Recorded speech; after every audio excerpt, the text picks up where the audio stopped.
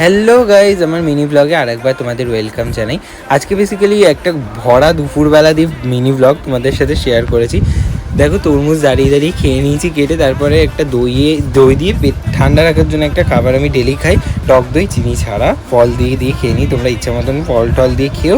তারপর দুপুরে হয়েছিল একেবারে পাতলা আমের ডাল, তারপরে হয়েছিল শুক্তো।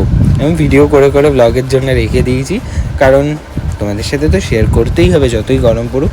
এই গরমে তোমরাও চেষ্টা করো বেশি পরিমাণে জল আর পাতলা খাবার খেতে, রিচটা খুব অ্যাভয়েড করবে। তারপর জ্যান্ত রুই মাছের পেটি টেটি ছিল।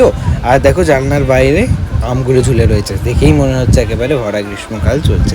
তারপরে টুকটুক করে খেয়ে নিয়েছি দুপুরবেলা, খেতেও ইচ্ছা করে না এত গরম। তারপরে ফ্রিজ থেকে একটা ঠান্ডা বের করে নিয়েছি, খেয়ে দিয়ে একটুখানি ঠান্ডা খেয়ে সিনেমা দেখতে দেখতে আজকের ব্লগটা এখানে শেষ করছি। দেখা হচ্ছে নতুন মিনি ব্লগে। Tata, subscribe.